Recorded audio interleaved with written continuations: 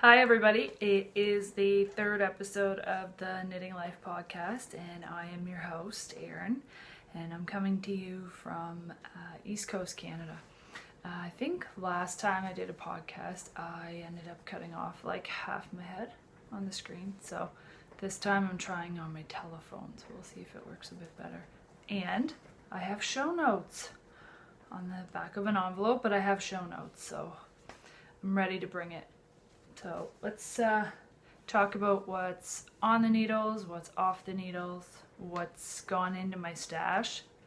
There's supposed to be nothing going in my stash because I'm currently working on knitting down the stash 2018. But I did have an addition, and it's okay because it's not something random, it's something that's planned, so it's justified.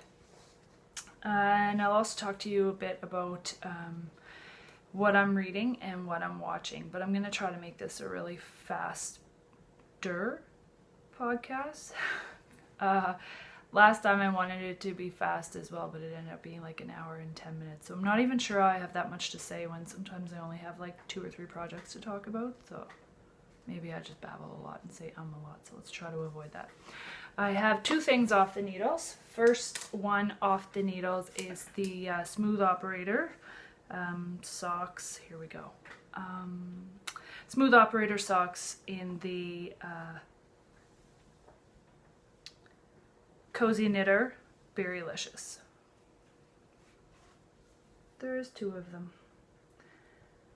So this is my second or third afterthought heel, and there is a hole, a gap, but I'm getting used to doing it, and I'm just expecting that if I just keep sticking with it and keep trying it, that it will eventually come together and I'll end up closing up those gaps. But definitely like the fact that when you do the afterthought heel with the self-striping, it doesn't interrupt the stripes, so it looks very smooth. Smooth Operator. So these are just using up some leftover stash, so they're shorties, but they turned out really good. They're for me. Obviously I need some bigger sock blockers for me. Everybody else that I knit socks for has super small feet, but I have big feet, so this is a bit longer. So it's a first off the needles. The second item off the needles was something that I cast on during Christmas break, where I just had like major cast on itis and put a whole bunch of things on the needles. So finally finished up one of those projects, and it is the Sirdar pattern 8032. It's done in the Colourwheel DK, and the pattern is called a castellated wrap. So it's this one right up here. And I actually did it in the Colourwheel that is shown, and it turned out really good. I did try to block it a bit aggressively so that it would show more of the lace or eyelet detail, but it just didn't look right when I pulled it out, so it's pretty much true to what it was knitted. It hasn't really been blocked that much. I really love it. I love the colors. I love the Colourwheel. So I've tried it on, and I think it's pretty much just gonna be wearing it like down my back like that. I don't know. I keep knitting shawls and I keep knitting wraps, and I don't even know how to wear them, so I don't know why I keep doing that, but it definitely uses up your stash. So I love these colors, and that's the second Colourwheel that I did knit with. I have another Colourwheel still left. I think I'm going to try to make one of my sons a sweater with it. I'm still thinking about it. So that's DK, and that is like my new favorite yarn to knit with. It's so stretchy and squishy. Most of my stash, like everybody else probably, is a lot of fingering weight because I'm mostly a sock knitter, but I love the DK because it's just a step up, so it still feels comfortable in your hands. It doesn't feel ginormous and bulky and thick, but it knits along a lot faster and smoother, so I'm really enjoying knitting with DK. That is like my new favorite yarn. Off the needles, or on, that's what's off the needles, but on the needles right now, I have a new project that is also in a DK weight yarn, but I'm not loving it. It has to be adjusted. It's a sock pattern, and the pattern calls for 64 stitches, so it's just turning out to be like massive. They're huge. I've downsized the needles, but it's still really massive. So I think what I'm going to have to do is just disregard the amount of stitches called for in the pattern, down to maybe like a 56 or something like that. But the socks that I'm talking about are these pencil socks, and the yarn and the pattern is both by Yarn Enabler, who is on Instagram and Etsy as the Yarn Enabler. So she's in Toronto, and her yarn is amazing. It's so soft, so squishy, so colorful. So they're pencils. So if I turn around this way, you can see a razor, metal part, and the pencil. So this is all for the leg. And this is the second attempt at the sock. And these are on 2.5 millimeter Knit Pro Zings. So it's still a pretty good size. Like, I feel like that's pretty wide for my leg. These are for me. But I did start them out on bigger needles. And I've kind of set them aside to try it on the 2.5. So this is what I started out with, and it's all coming off the needle, but it doesn't matter because I'm going to take it apart. But I started on 3 millimeter Knit Pro Zings, and also like turned out to be pretty wide. So stretchy though. The yarn is gorgeous. The colors are so vibrant. So just comparing the two, like even downsizing a bit, hasn't made a huge difference. Downsizing the needles by half a size hasn't made like a massive difference. So I think I'm just going to change to take them all apart, start again, and do a 56 stitch count. So that's what's also on the needles, but soon to come off the needles and then go back on. My next project that's on the needles has been on the needles for a while, probably since 2015, I think. Of course, you probably know what I'm talking about right away. It's the Cozy Memories blanket. And I pretty much knit everything I could from exchanges or stash or leftovers into the blanket, and then tucked it in the closet. So every time I would finish a project, I just tossed the yarn in there. If I got some mini skeins from other people, I would toss that in the bag as well. And I haven't touched it in so long, so the other day I hauled it out and got like an idea of what is in there and what needs to go in. So right now I'm trying to focus on putting all the ones that I have knit, like socks and projects like that, into the blanket before I start on any other minis that I got in exchange. So I probably put in 3 or 4 squares, 3 or 4 blocks, just in a day. I'm in the middle of another one right now. So this is it. It's getting pretty massive, and it's not even anywhere close to being even a quarter of the way done, because I intend to make a queen size version for our bed, and it's here in all its glory. I'm not even sure how many blocks are in here. I haven't done a count in a while. So I've got 1, 2, 3, 4, 5, 6 rows. I have no idea how many columns. So I'm sure probably some of you watching recognize some of these blocks because they're probably yours. They're probably socks that you've knit, or shawls, or you're probably seeing something that I've exchanged with you and you've put into your own blankets. So it's so colorful, and whenever I show it to anybody, especially non-knitters, they're super impressed by it because it is just so colorful. So I'm in the middle of putting in a Felici, Knit Picks Felici block right here. So I made a pair of socks for a fundraiser as a donation for a fundraiser back in the fall, and I'm finally getting around to putting that one in. It's dark side of the rainbow, dark side of the moon, dark rainbow, something like that. I don't know. So I just put these in so far, I guess. 1, 2, 3, 4. So that's on there. So going to be a work in progress for a couple of years. So you might, if I continue podcasting, you might see that one reappear every now and then. So I still have a few to go in of my own. And then I'll start on some that people have given me in exchanges. So that is actually lives in a pretty cool project bag that my cousin made for me for my birthday a couple years ago. And she is Cat's Eye Collective on Instagram. And it is made from Just Us coffee bags. So she's sewn them together to make a bag. And this is really pretty cool now because Just Us has changed their logo, their branding. It doesn't even look like this anymore. And some of these you can't even get anymore, so I don't know, it could be worth money. It's priceless to me. So that's what's on the needles. Also, one more project on the needles. At Christmas time, I made some socks for my neighbor. I made the 6-pence socks. They're by Olivia from This Is a Handmade Life.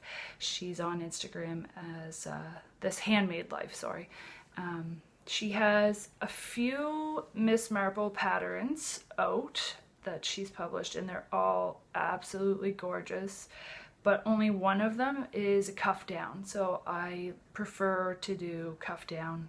I haven't attempted to do toe up. It's on my list of things to do, but I don't know, there's a lot of skills that I want to gain as a knitter, but some of them they're not high priorities because I mostly just enjoy what I'm doing. So every now and then I'll challenge myself with something, but I mostly just enjoy just doing what I'm good at. So the one pattern that is cuff down was the one that I did for my neighbor for Christmas, and I don't know how she managed it, but she has a hole in the heel already. She must just wear them tight all the time, steady. So she's requested that I make her another pair. So I have cast those on. She asked me the other day and I pretty much cast them on that evening. So there's the pattern. Really, you should check out Olivia's Instagram feed because it's absolutely beautiful. Like, her aesthetic is so nice. This is a really nice pattern. It's really quick, it's easy to memorize. It has a little bit of a twist for me because I always do a long tail cast on for everything pretty much. But this uses the German twisted cast on, which is something that I haven't done before, and I didn't do it when I made these socks the first time for my neighbor.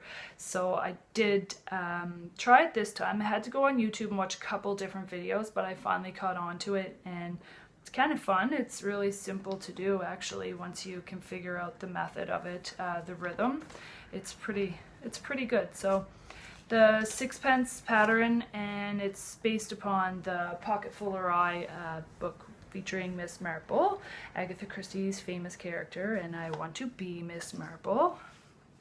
It's highly unlikely though. So I'm making these with some mystery yarn. I got this yarn also from my cousin. She got it in a thrift shop. So it is some sort of acrylic yarn, but I don't have a ball band for it.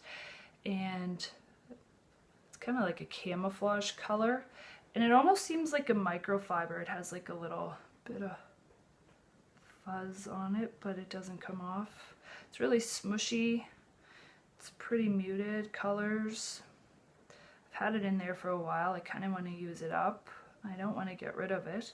So I finally hauled it out to give it a try to see if I can make something with it. And for the heels, toes, and cuffs, I'm using a Kroy, which is also left over in my stash. So there is my cuff in the Kroy. And I did have a lot more done of the sock, but I somehow got on the wrong rotation and I ended up messing the pattern up, so I probably just ripped back about like 2 inches of it right now just before doing this. So you can see it's coming out kind of all twisted, like, I don't know, really nice. I really like it. So that's on the needle. So those 3 things are pretty much what I'm just focusing on now. And I recently had a new addition, as I said, to my stash. So my main goal of 2018 is to like get out the stash, like make stuff with all the yarn just piling up.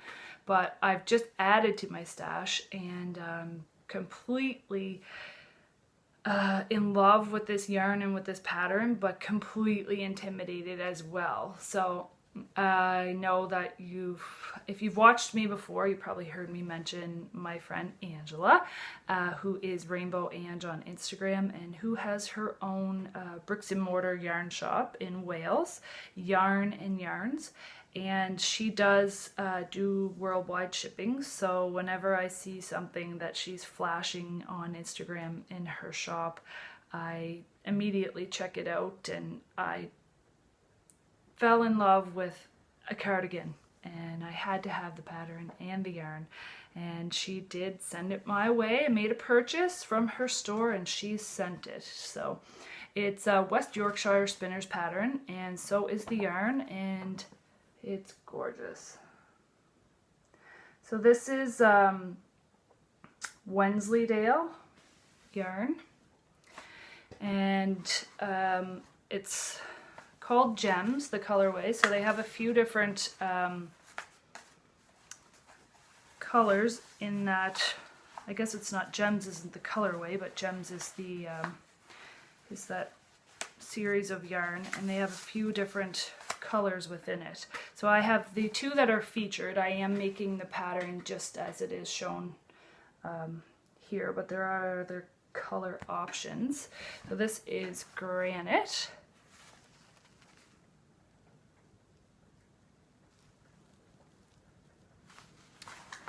And this is Fire Opal. Kind of blowing out a bit.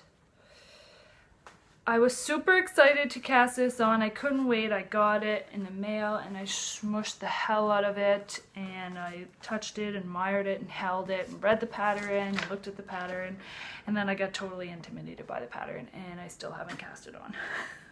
So it is a color work pattern, which anybody who knits would realize that when they look at it. But I guess I hadn't really thought about it. I just saw the pattern and I was like, I want that. I want to wear that. Me and color work don't really work. I've done a few color work projects. I've done one that I am particularly proud of that turned out pretty good, pretty decent. But I've done other ones that I just am not really super satisfied with. So I just keep hauling this out and looking at it, and then I just pack it all back up and put it back in the stash. I want to wait for the perfect moment when I feel like I'm totally ready to tackle it and give it my best go, because I want to give it all the attention that it really does deserve. And obviously I'm not in a huge panic to knit a cardigan since it's almost May, and I probably won't really need to be wearing one anytime super soon. So but that's pretty exciting addition to my stash. So I have something purchased, but I have an intent for it. So from now on, I pretty much just want to make sure that I'm just buying yarn that has a project in mind for it, not just simply going to a yarn shop and seeing something and just buying it as I have in the past, because it just amounts to all these single skeins of yarn in my stash. And then this is why I have so many shawls, because they're the one skein projects. So that's it for into my stash. I'm trying to make this as quick as possible today, because really I have no idea how the last time I podcasted I ended up rambling on for an hour and 10 minutes, but I did. So I must have got completely off topic. I think I mentioned last time that I just finished a book and I was looking to start reading The Other Couple. And I did get a hold of that book from a friend. I borrowed it from a friend and I ended up reading it in 2 days, like an evening and a day. 2 evenings and a day. So it was super good. It was a total page turner. Can recommend that one. And right after I finished reading it, I immediately wanted to go ahead and grab another book. So I was on a lunch break at work, and in the gift shop, the Ladies Auxiliary has a gift shop where they raise funds for the hospital where I work, and they receive donations of amazing books, like #1 bestsellers, like right current up-to-date books, and they sell them for super cheap. So I did pick up a book for about $2 one day on my lunch break, and it is called The Hot One, and it is by Carolyn Mernick. And I just read the jacket, and it seemed pretty interesting to me. And then when I got it home, I was reading about 30 pages in or so, and then I was like, this sounds like really familiar to me. I'm a huge true crime buff, and I watch Investigation Discovery, a channel, American channel that we have here in Canada. And this was actually a story that was featured on one of the programs on that channel. So I'm pretty sure I know what happened and what has happened, but I'm still gonna plug on through and keep reading it. I'm about 75 pages in. It's only a 200-page book, so it really shouldn't be taking me this long to read it. But I just, it's not that I can't get into it because I know what happens. That's fine. I'm the type of person that can read a book like multiple times. I think I've read Summer Sisters by Judy Blume probably about 6 times. Even though I know what's going to happen, and every time I read it, I still cry at the end. So it doesn't bother me that I know what happens. It's just I keep waiting for the book to begin. Like I keep feeling like it's just an introduction. So I'm on chapter 6, and I still feel like I'm in the introduction. I'm just waiting for her to just move it along. I don't know, but I definitely am going to finish it. Watching, what am I watching? I just finished watching Endeavour, so I cannot wait for the fall to come along so that we can get some more episodes going. I'm not quite sure when they air in the UK, but I watch it on our Android box anyways, so I totally am in love with young Inspector Morris. He's like amazing. Love that show, can highly recommend it. Other than that, once that kind of finished up, I haven't really been watching that much TV. I've been mostly watching a couple of podcasts, and one that I happened across was, I have to look at my show notes, it's called Suzy Makes, and it's Suzy, S-U-Z-Y, Suzy Makes, and it's a cross-stitch podcast, and I think she only has one podcast episode out. She has other episodes or videos on her channel that are just tutorial type videos, but this was an actual podcast video, and it was really good. I really enjoyed it. I'm not a huge cross-stitcher. I've probably made like 2-3 finished projects. I have one on the go that I've had on the go for about almost 1.5 years-ish, and I don't even think I'm halfway finished. I really enjoy cross-stitching. I love the product. I find it really relaxing. It just is somewhat inconvenient for me with 2 small boys. I hollowed all my stuff, I put it out, and there's small scissors sitting around. You always need the scissors like close at hand, and they find those things that they're not supposed to touch super interesting, and they want to touch them. So I kind of have to wait till they're not around or till they're in bed, and when they are in bed, it's obviously not an ideal time to hollow to cross stitch because I find it really hard to see the small stitches. but I do really enjoy it. And I really found her podcast really informative and interesting. She definitely knows her stuff, and I just enjoyed listening to her. So if you are interested in cross stitching at all, you might want to check her out. That's Suzy Makes.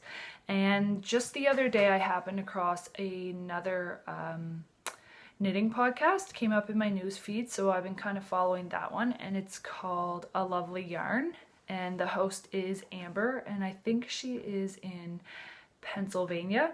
So it's mostly a knitting podcast, but she does feature some cross-stitching as well. No, sorry, not cross-stitching, crochet projects as well as spinning. So she did, I think, have some alpacas. I'm not sure if she still does, but she does her own spinning.